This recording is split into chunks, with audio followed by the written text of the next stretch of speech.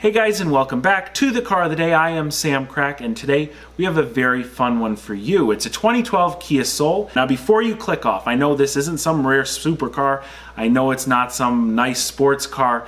It is a Kia, but there's way more to this story, and I hope we can have a little bit of fun with it. This one was sent in to me by a viewer with the name Tycho. Tycho, thank you very much.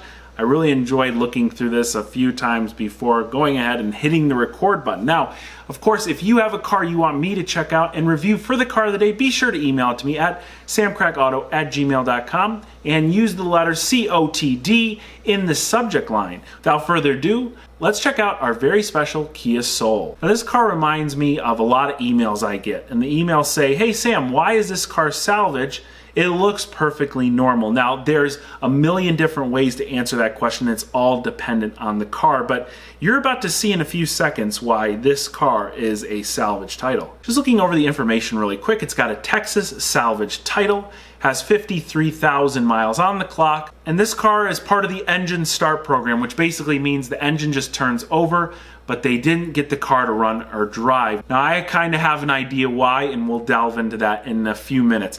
Anyway, its primary damage is biohazard and chemical. Biohazard and chemical damage is typically what we expect from a car in a severe accident with a lot of blood or some other bodily fluid in it. Or it could be a car that was left out in the elements and is growing mold, kind of like that Mercedes SLR we saw earlier in the week that was a flood car. Now let's see, does this car have the keys? Yeah, it sure does. And let's blow up these photos so you can see exactly what the problem with this car is. Again, from the first few images, it looks perfectly normal. It looks like a 50,000 mile Kia. Maybe we got a little bit of damage in this front corner. The bumper's off a little bit. Actually, they didn't mention that it was a front end damaged car, but you could see it's been touched a little bit in the front corner. No big deal.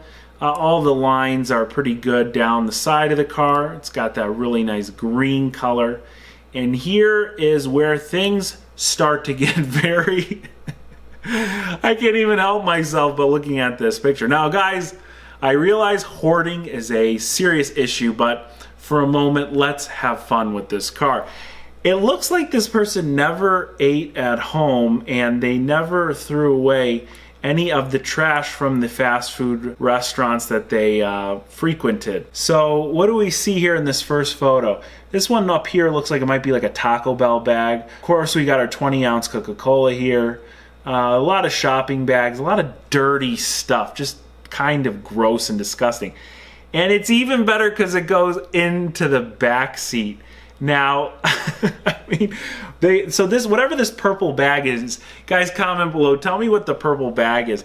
This is obviously a McDonald's one. Here's a bag from Cracker Barrel, a place that I'm pretty fond of. Here's a KFC bag. This person ate pretty well. They just didn't ever clean the car. And it's unfortunate because they don't show us the trunk. What I really wonder is if the trash extends to the rear of the trunk. Here's a photo right here that shows some of the tread kind of peeling off. So these tires are problematic. That could be one of the reasons why the car doesn't run and drive. But my guess, when we go back to this interior photo, I've never driven a Kia Soul, but I'm assuming the shifter is in the middle column there.